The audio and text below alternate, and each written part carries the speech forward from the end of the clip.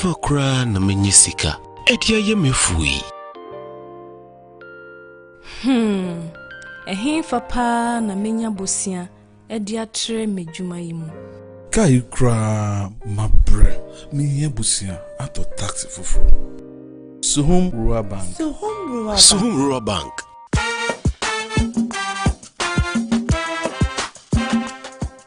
Yemamu akwa baba Suhum Rural Bank. Ye won hyehyɛ ahodo bi te sɛ dwadifo abosia, ekokro bosia, susu account, and it does all savings account. Me bada chain savings account, and the akeka ho. Press Suhum Rural Bank was 034229186. Now one so what to me aka say. Suhum Rural Bank. Ama ene mayeka una. Suhum Rural Bank. Enti me pa minie. Dwabo Ase. Suhum Rural Bank, growing our heritage.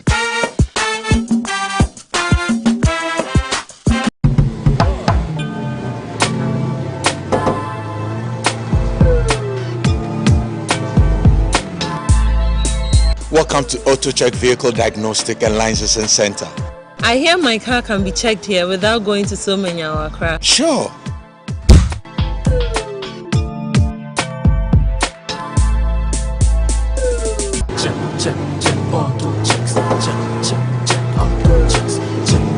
Emission, check.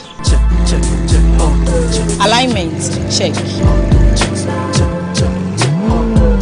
Brakes, check. Visit Auto Checks at Koforodia Aquadum Road for the roadworthiness of your vehicle, from saloon cars to heavy-duty industrial vehicles. Madam, your car is now ready for the road. Thank you so much. Auto checks. Check.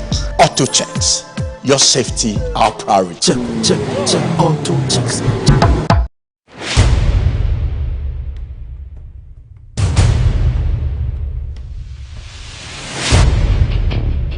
The average human body mass should have at least 60% water for optimal performance in any physical or mental exercise.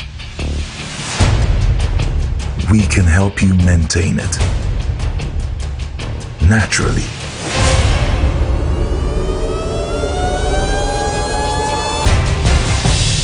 X Natural Mineral Water. Simply natural.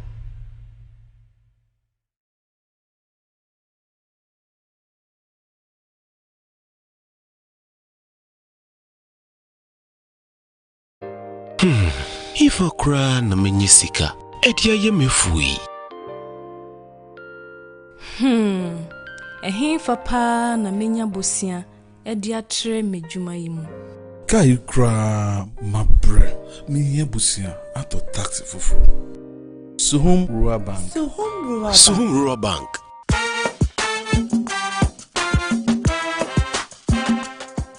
Yemamu akwa baba Suhum Rural Bank. Ye won hyehyɛ ahodo bi te sɛ dwadifo abosia, ekokro bosia, susu account, and it does all savings account.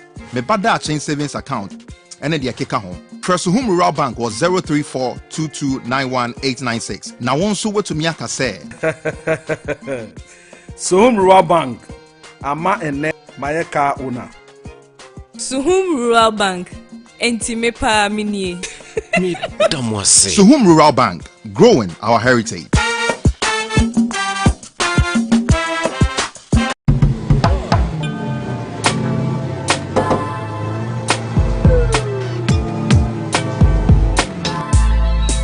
Welcome to Auto Check Vehicle Diagnostic and Licensing Center. I hear my car can be checked here without going to so many hour crash. Sure.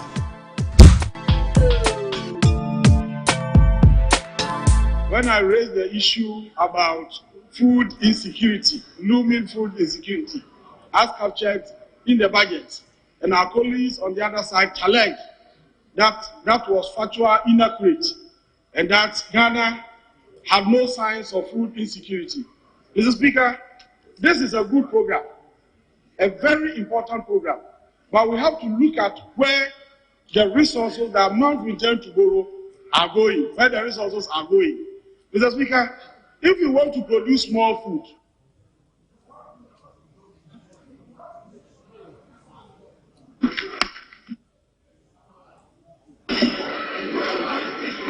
Hello, hi, Mr. Speaker. If we intend to increase food production in Ghana, the first thing we have to do is to look at challenges confronting our farmers, hindering food production in our country. The first one is the high cost of farming inputs. The high cost of inputs. The cost of fertilizer, which used to be around 100 cedis, is now hovering around 400, 500 cedis. And the subsidy that was placed on it has been reduced from 50% to 50%. So if we are borrowing to increase production, how will the amount you are taking going to impact on the cost of inputs so that every farmer who wants to produce and produce quantities beyond consumption can even have access to these inputs? But when you look at the items listed here, the $150 million we intend to borrow, Mr. Speaker, we are saying that we want to use that money to control pests, pest control, to provide information on climate. Meanwhile, we are doing rain-fed agriculture. And because we don't have enough irrigation facilities, agriculture here is seasonal. When the rain is over, we don't have any form of agriculture here, just because we don't have irrigation facilities. And there is no provision here that part of these resources will be used for the provision of irrigation facilities for our farmers. So how is this money going to address the challenges confronting our farmers? When you look at all the issues raised here, it appears that the money is going to be expended in the offices, but not on the field, to make impact on food production. And that is why, Mr. Speaker, some of us are saying that, yes, the report states clearly that over 1 million Ghanaians, let me read, according to the World Food Programme's Food Security Highlights, West African Issue 2, May 2021, the number of individuals experiencing food insecurity in Ghana is expected to be 1 million for the months of January through May 2021. 1 million. So what we need to do is to look at where these monies are going. How will the farmer benefit from these facilities? The farmers who have to produce the food. Is it going to provide irrigation? Is it going to reduce the cost of input for them? Then we are talking about creating markets. We are unable to produce enough food for our people. We import a lot to supplement local production. And we are talking about creating market. Market for what? Give the resources to the farmers. Give them the money. This House approved a facility of 400 million to de-risk agricultural loans so that the banks can provide loans to our farmers. We approve it here, 400 million Ghana cedis. As of today, what is the impact of that facility? How many of our farmers have benefited from that? And today, we have been called to come and approve a facility to increase food production. And then when you look at how the money is going to be utilized, it appears that all the $150 million will be expended from the offices. Office, no impact on food production. Mr. Speaker, this House cannot continue to approve borrowings every day without impacting.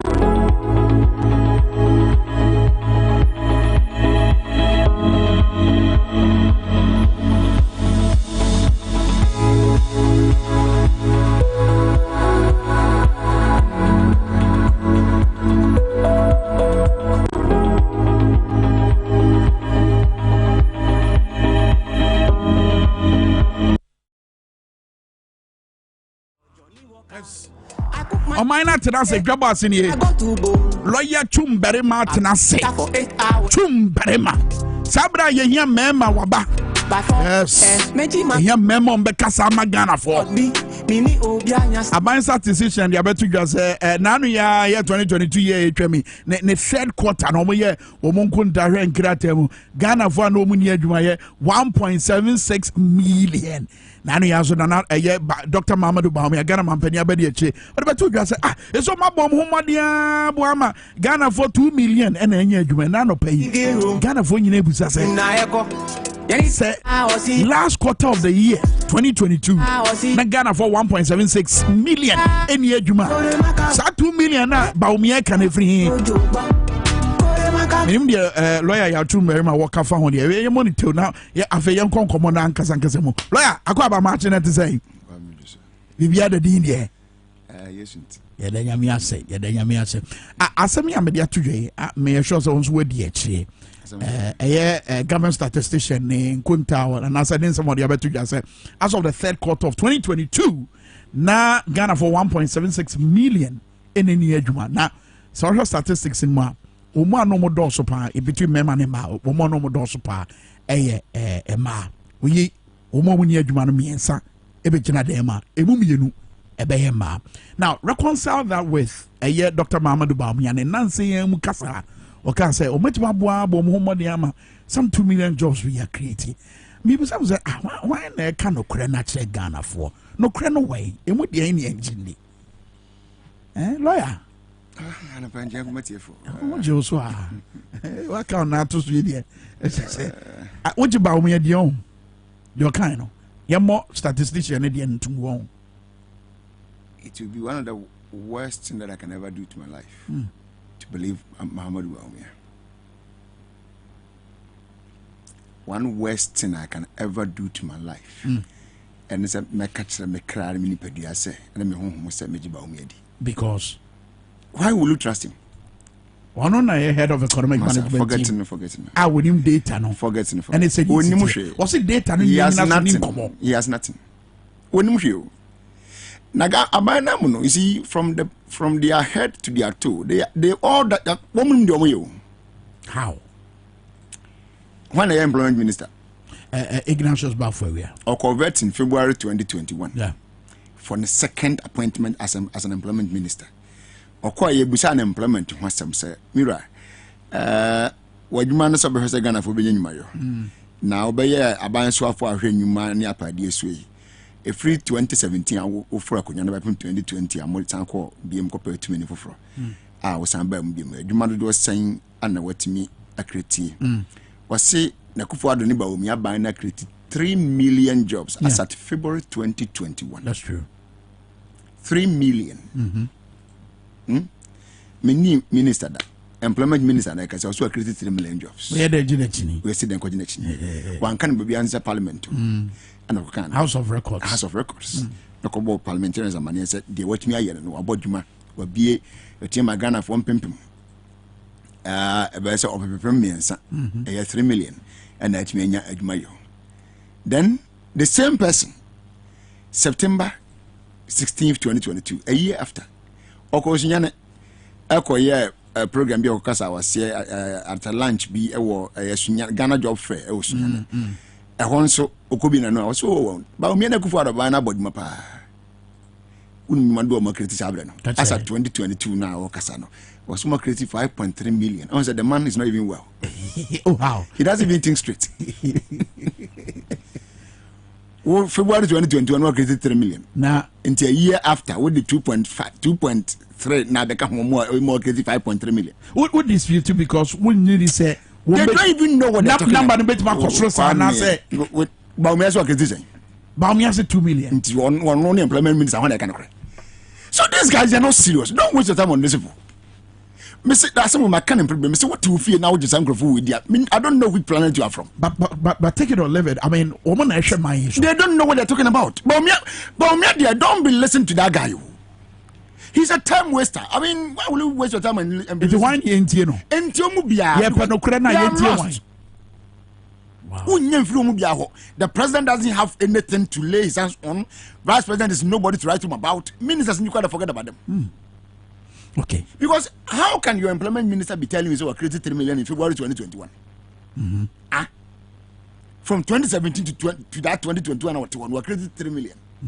Just a year after, we also created 5.3 million.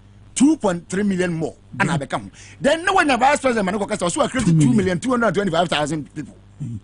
It's just a figure. Figures in here too. So why did they ever? Wow. No one about who are known to also be president. I also what is it? They know that one. Bakuya also is a Greek minister as well. Oh, a few years I don't know president also I saw person over here. I go to every year. Also over every year I go to Anna. One national making. One is created 2 million from planting for food and jobs. you see, would for be on a bad day movie. Financial home could supply fertilizer simple. A farmer doesn't need a fertilizer supplier or sprinkler or whatever on his farm or her farm for an entire year. So, and from bad day, a human can create a job. Okay. 10 years. And for bad day, a human can create a job. A human is a wood year, what it's here at Oshana per Bia, but 24/7, 5 days at least in a week. It becomes 7 days, it becomes 5 days in a week. What kind of statistics events at airport and the band? See some of the people need you one more. You man, employees here create a mon or say, yeah, let me try and get the word correct. They use a phrase before it, and no, we send them. Let me quickly get it out. Or say, okay. What? No, what I can do, open so can. I say, CASAFA definition for vulnerable employment. Vulnerable employed. Not even the definition. The definition I know, but they say vulnerably employed. Vulnerably employed. Now they say women need proper secured job. Yeah. Any secured job. Wow. That is the simplest meaning. Wow. Any secured job. And to win a man, Pania, but the actual would do secretary and the Canada to create 2.3. Now, out of that, the move be no yes, I want to say, I mean, unsecured people here. Yeah, vulnerable. We know one knows why I had to go some vulnerable employment. I don't want to put in a quote for now. You say, why a woman by night drink question by me, but me, it's not serious. Anyway, you boil it down to leadership. And idea about no be a share and say, your man penny and another damn for the bed dying penny dear is suneti. Hey, Professor from I mean, why do you seek for what is not there? We need to seek because Constitution seek for what is there, not what is not there. No, we need to look for what is supposed to be there. So you are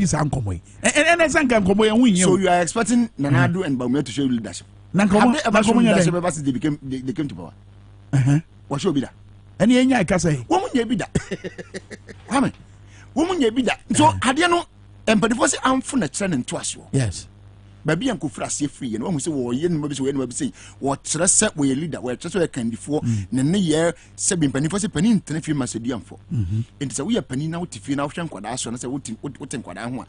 One, so I say you instill what we call discipline among them so that they will not misbehave.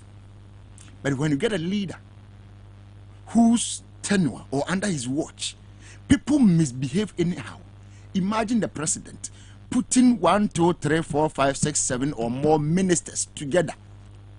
Say, me botaye say me tu galamsey ase. Yeah. Wo kwamenka, wo yawtwum, wo asomasi mo makamobom. Mo nkotrase nko say, mo an interim committee. Yeah. Mo ko stop galamsey sem. Na ministers na mu kura gya adwuma no yo. Mampani amanitiri mu say.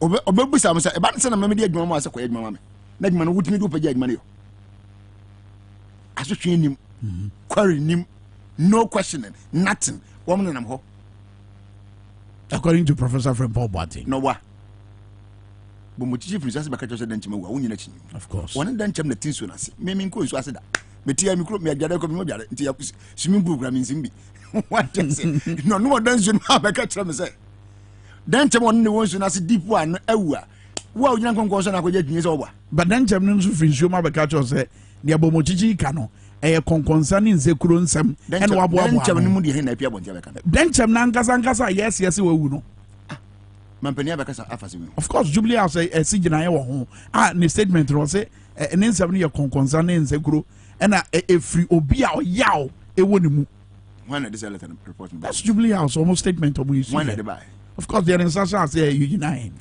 ono aba mu a onya adwuma kura da fa na anu niam ne bia ye na ono onya hugade you know o kasema ya mamu hamu ntini sa e wo mu so mampani kasema fa na so kasema asoye ne de na so nya ne nsem nya ne so na se ka obisa ne se ne kura mpasa mu nya letter bi na so report bi beto mu nchen I don't think so much deny bibi sa na un deny report and ntini mu asam dia wozi engongoza un deny report bi ama report nti o de bra wono ano de copy abra ya me de dem anim eliki ye we say ade no ko confidential na wo say mampanyin kwa na ehu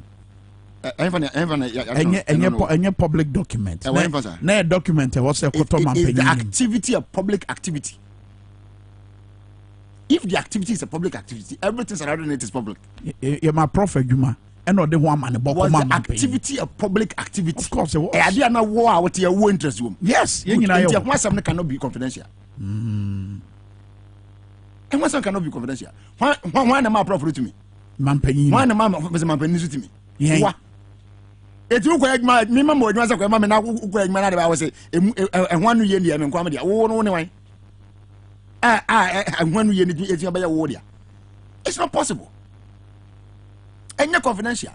Because me so not say, Brimram Yachim, see me, Brim, I say, what I say?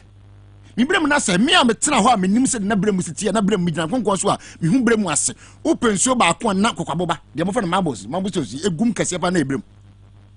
I mean, we done in Conconsuation Sunasia was a guasibi and a city. And you can carries. Yeah. A guasibi. Ah, you could Namina Bema Coco Ford at the Bremen. The Bremen Yida Yanko Fumo, because of a corner Yida by Fumina. And I was to know one commoner. I will bring sorry, Mr. Brim, Cuckoo Bibrimu. That's right. It is the money who sent out to go for ministers. Utran Nabia Nabia, and I'm so they are for the Bian Communabia. Now, to one. So bring me and coffin to be a bad now. You can now young cook that Cuckoo food. No crap. And not bring me that man not quite another anybody. It is my interest. For the first time, watching my is bring with me the court. Now we are going to report about was the report confidential. One answer. How can it be confidential?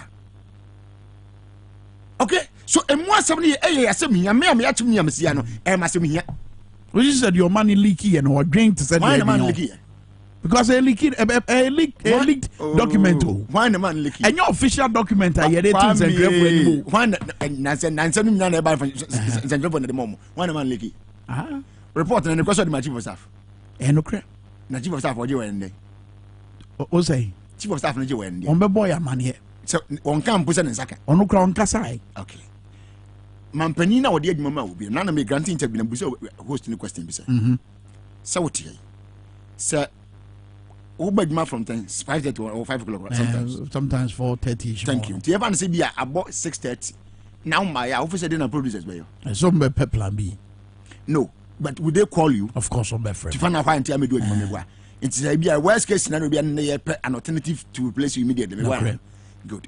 So, would the mamma from Pomboating? So, when minutes has been near Moncoya at to sing, at my son to sing. I would do a conya torso, a mount. Nothing fancy so I'm far report to cry, ma. We will be a BBI of Pamawa, own friend was an Indian report. No, Bissano. The other man penny moves are reporting. And yet, John, no big yano. Okay. And I will come almost go. What the other my chief of staff and couldn't president. That tells that more what you're going to do, more my book at Wigek. Because I'm for Musso. And for Musso, it's the chief of staff and pass if it is true, say, would your report now? What are 2 tables out of my man? And I come document of this nature. And some will be. Yeah. And when you won't go for the or when you not be you more don't mind them. Why a lawyer? Woman to make us some lock and what? Why a lawyer? Woman the castle some lock. And your quaintance no more faith. Woman the cancer some lock and in but I'm not sure said yes, quiet. Why the cancer the woman in or Bianca? But I couldn't know could look what also see you. I mean, no casa phones who are not without question. Now we are no, you see for them for the permission. Yen idea a chess Nimdian. The Bible said, no, I'm a man into no Myra. What flew be? Wouldn't deny anyone one friend. Wouldn't you go? I come on and need another country with information there. Offer them the business and what to say. Missing, I offer them the business and what to say. What's the same business and what to say? I can't produce what to say in Intino. Oh, good moving. It's the next way you know called Tom. Young go there on Gong says I could do until they 1 year wouldn't even know. Young babies are named to me. Oh, men they give me brave because I feel a copy got and come man case was near the supporting band. But me as I said, may tears smoke when you do. But normal so many baby you one. Could you say where the prof when yaw? I mean, baby, or the name someone walk out. It will be anywhere. No crack. Lord Comey Crampos, Lord Comey, our director of operations of Jubilee House, or also say on crowd, prof crowd, who no crowd. It's a hand on us, a custom says, I found prof. I want an Casada. No, I was one in Casada. One in Casada. That's right. Ni mo nkaso hu da. Okay. Na ono Lord come no na some na woman ono any as why Director of operations. Ebony ni say on also count conform di gadam say no tinti me. Oh say what presidency one. Asem papa na kan dodo na kwa me mame fa nko okay mame fa o say ya tie report ndi yan starting shep page this page 2 of the report was say the IMCIM was tasked with the following mandate. To just one of the mandates: strengthening the existing stakeholder agencies that are related to the artisanal and small-scale mining sector. That is the Minerals Commission, Environmental Protection Agency, the Water Resource Commission, and the Forestry Commission. Water Resource Commission and the Minerals Commission. Okay, so na President Mahama koyema eche before. Yeah. Unim baby odin no to ye. Kache. Or the two bremu no. And na bremu no, o sakran even horoka. Tinie. Yeah, tie. Would me for bremu kran horoka. Me nka sa odisi watade o. Untimi fa horoka. Bremu ne yenom. Me nyini wachim ntino mi kam bremu asema me ndemeka. Yenom ye kwa ahwe wo mu. Ye konsuo mu kwasab edisi nioma ye bibiara.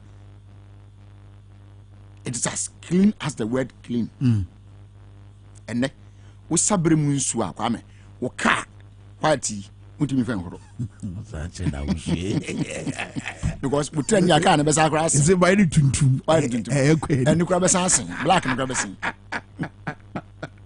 So what is it? Yeah. Now, Water Resource Commission for when say right. The pace at which illegal mining, whether those who have licenses or whatever, one must say yen so ne kron. A time is coming again yen so no. They know it. Yes, institution. They know it. It's not a secret. Forestry Commission. Yeah. Motia. Tikure musa mo na mo boy ya kwaya ho ban. Titru ni aye kura no. Kwa se ye kura no. And the forest reserves. Yes. Musi you great mitisi mo akwaya mine forest reserves. Courtesy Joy FM 4. Western region dibe onkoye ho adwuma ba ana esi wuntumi atiasi mu. Etimi ko twa drone videos and pictures. Ama ye hu the distraction. Sam rantie yi na sesam krofo yi timamfo yi. And they say quiet no. And they say quiet. Yeah, my Minerals Commission so be kan wan say we need to me so be sade no. And so mo ye. But mampanyi say mampanyi clear was onye illegal mining. Because one no this red na nya bi na dem no anu aya na kinkan. Because the moment I mean what even the right to operate. The police have the right to use firearm. But where the arms are discharged wrongly, they are penalized. I have been given a license to mine, but where I mine at the wrong place, where I use my license to operate wrongly, I must be penalized. Forget about my license. Yeah. This is common sense. That got be argument no. This is common sense. So mo to me krata company na. This is common sense. Or to me krata but one kaso fen ko say means you no. One kaso ko say brem. Ebra so defo no tigu mu no so video ba ko bi. There was a Chinese company there. They were very far from a particular river. And no tap hose from the river to their site. But sadly, when they finished their washings and those things, the dirty water is also channeled back through another hose back into the river. All the rule here, you must say they should be about 100 meters or 200 meters away from the river. That one you take, yes, they are far away from the river. But the excuse my language, the foolish part in the say, when they finish whatever they are doing, they channel back into that river. No, a year is to finwa. O person can go baby na can kawanen kwa say you was channel back. Nasa baby.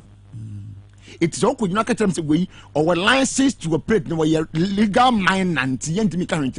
Are you being reasonable? BBI okay there? Are you being reasonable? You are not. Because you don't need a Swiss sayer or prophet to come and tell you. Common sense to tell you. I didn't what's protecting you. What the Water Resource Commission for? No crap. Kwame. If the insurance also protecting will be saying one. Who was an illegal activity? And as I say, my alliance is operate, and what says you anything? Is that what you're trying to portray? They're not a prof identified home. I mean, these are part of the issues. Yeah. Sure. What page 10?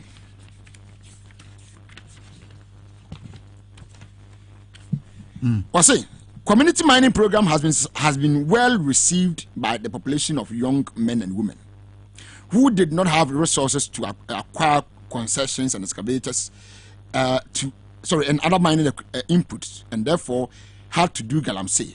They have moved into community mining. Community mining. Gotcha. And illegal mining difference in him. Sir, not come because where you regulate you. I didn't say any bata on Saturday or more, and your man and say free mining community. Me say illegal mining and no more your friend saying. I'm saying to say you at the now cano. What they host national insurance Anthony Banner. Ba ko twi so no ekọ site wo. Yeah. Ana ba ko so dis ensu finu a o ma san wie ne san be bu so no ba. Eti wo ko huna man pani ntimi gina ka say we as that ntimi is not doing illegal mining. Fan say we enyo no company dey ba fan say any company no. Ana e bibi sa company no. Ana e bibi sa ya. Will you see this activity say a right? Opa sanka wo tie so ye ni no. Okay, mom yentie di o ka no. Fatu mi enko. And a can be a team or my move by any este. Na a fata. Or mine, ya nearby. But you the actual video now. You be more TN, but back to community mining as a man now can say. And no one more to Galamsey, and no more made me at a crop. Kwame, they are all using excavators. They are all mining along the banks and the rivers. Koko Achimwa, Brem Kwan on Nemun. Ya man not done no the tian say mama can grow woman brem naturally where good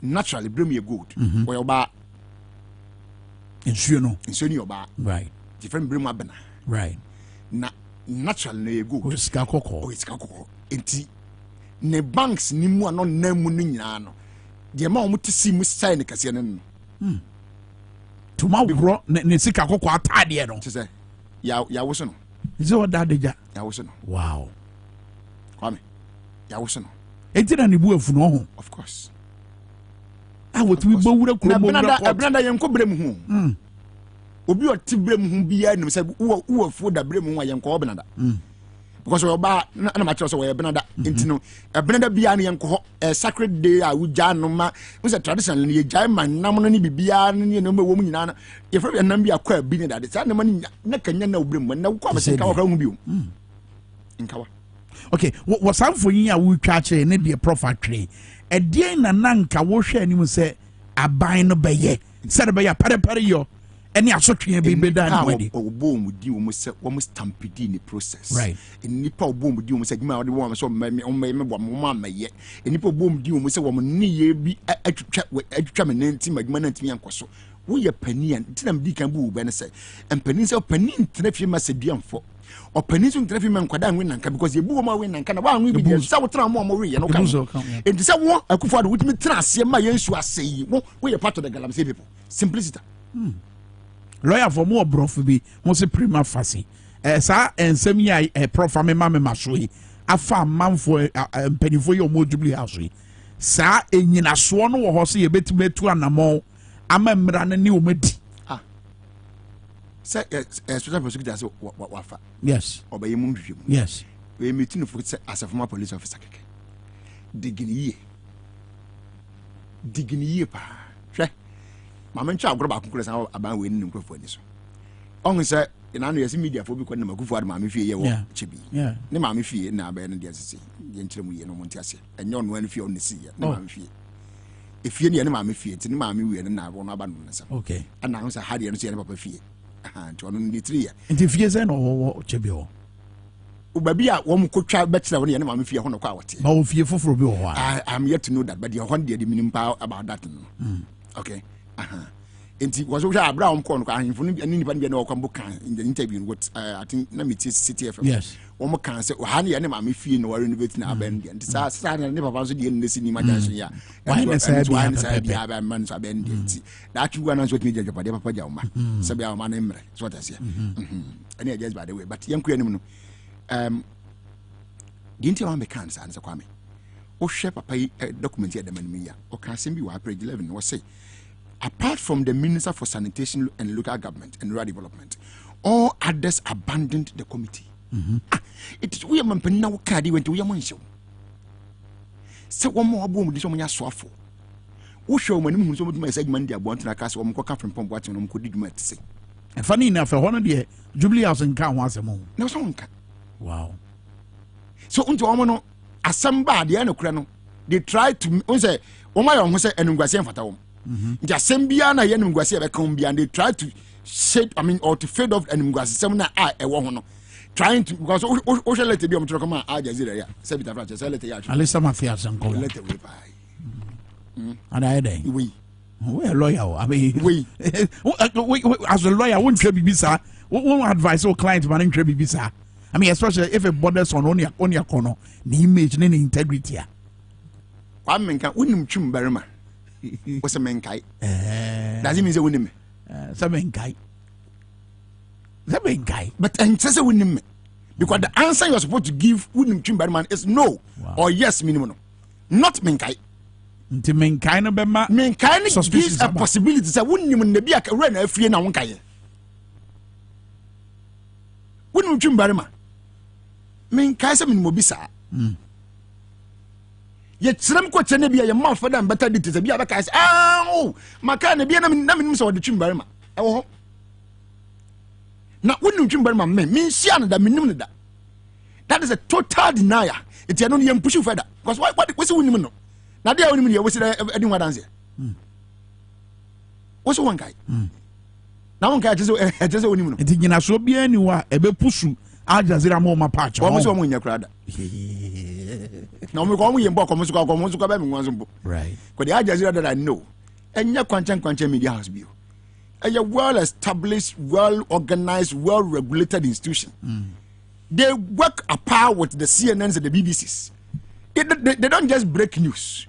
The idea on platforms where shows and confusion. I know, but I mean, Kwame, so one mark a year 95-0. So does it 95%, and I bear correct. A very minimal. The errors will be very minimal. How many times do you hear Al Jazeera being sued? Or BBC being sued, or CNN being sued? How many times do you hear that? On most occasions, they give you the relevant facts and evidence. Take it while your assessment never said the can you say now could translate cancer and I won't back because paragraph 3 was Al Jazeera was thus requested to provide information on the period for which the president allegedly provided legal representation. Anyway, but what can I say? The American question. What can you know? They can see any answer. A buying way. As more candidature, also say one no. Obetu Galamse Ase. Uso kanyade ko yiem pese Mahama se oba o be se Galamse no de oba obehye kena. Na. Enti ni nsem o kan ye na atre wo ne se. Sa ka so obeka tere se wo no na ban mu de Galamse wo ne konya na konya kra to so betu ase ne. One, it was a sham. E would rather some enye no kra. Na wo mu de no ka. But the biam wo Ghana ni bia o pese hu ne se. Wo obi a opo wasem obi odo wo no ne dipa okoto say report number 1.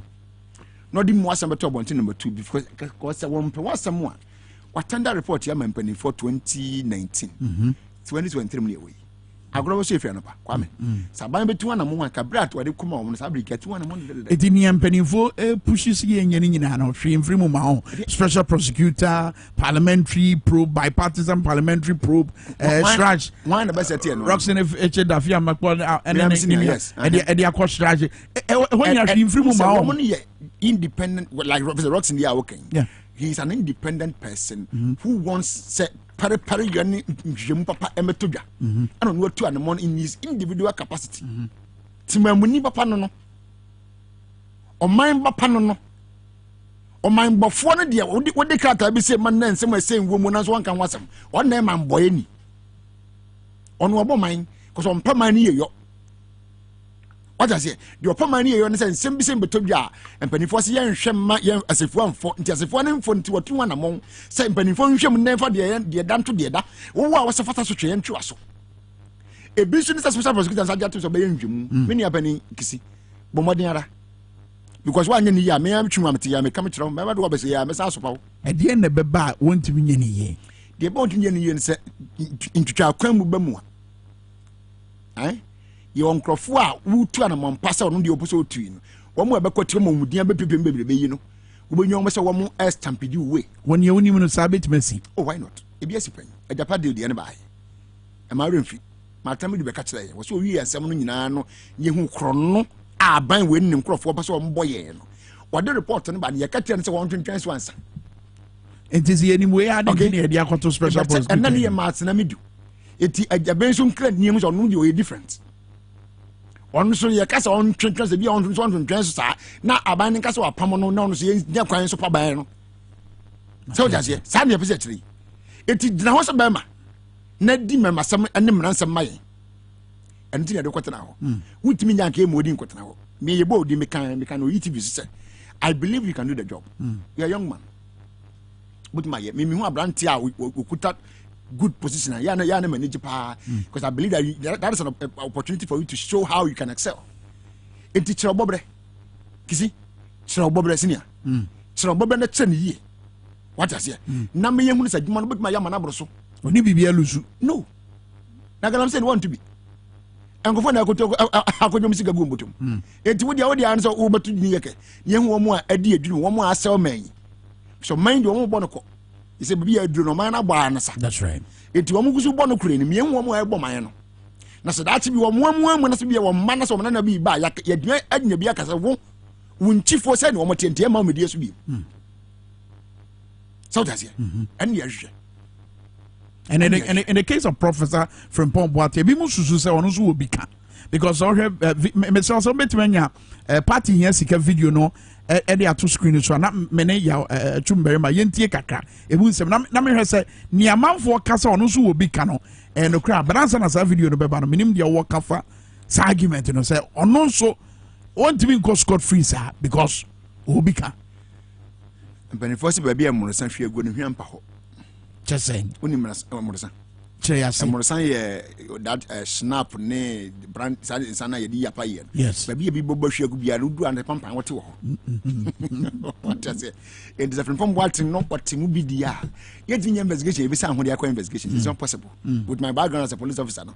Ye tin investigation from what name will not be part of the investigations. Okay. If that is the case, I didn't ye jinin sem ni nyina die. Because sem ni nyina ya no kure. Na omo yi anu ni nyina na omo boa yi anu ntimi ka se wo boa wo. Omo ana ka se boa. Bo akudi nteme na me. Obi anka se wo boa. But just ntimi ka se wo boa dia say the okan so said the narration is it here. No so nya sa na. Me say wo bo mi twi ya odi ya otwum din ka sem na nya no kra me ma wanu nsi. Wanu nsi. As if you don't know me. I will come after you in all forms that I can take. What I mean, what was I saying? I will not allow you to tarnish my image. So what does it? It is assembling you cry now to be now fight. On for the contrary evidence. Am I? Okay. Yenti Professor from Paul Watt on here call. We see. Omo interaction and not ye in trunk common. So tell we mama. But they will be a report about. Which year the MP? I was what Coca-Cola was saying. On chair of Parliament. What do you mind? Elvis Donko. So. They one mind.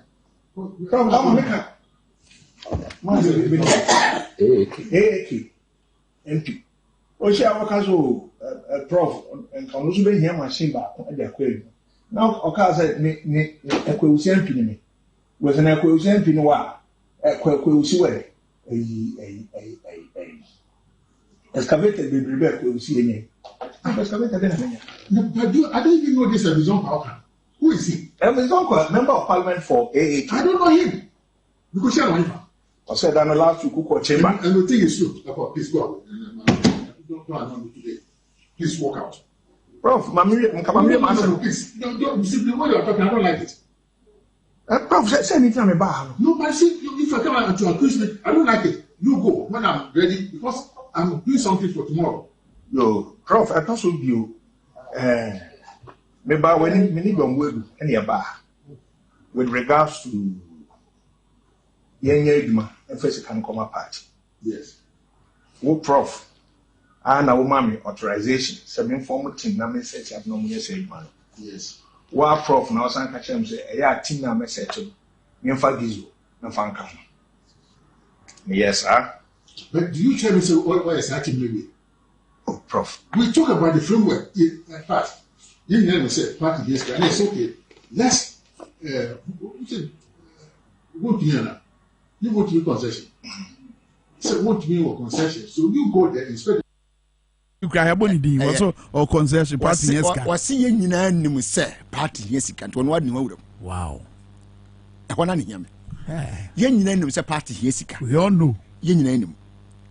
Okay. It wunyim ne de. It make say you can never except you don't know how to do an investigation. So an investigation you can never do an investigation on such a matter without from what. Forget about even this step. He was the Minister for Environment, Science, Technology and Innovation. Don't forget that ministry, my boss on about 10 years worked there as the first Minister for Environment, Science and Technology under John Dramani Mahama's government. Yeah. Okay. The ministry, I mean, kakra. All right. Inti sa wona so afọ awoda no.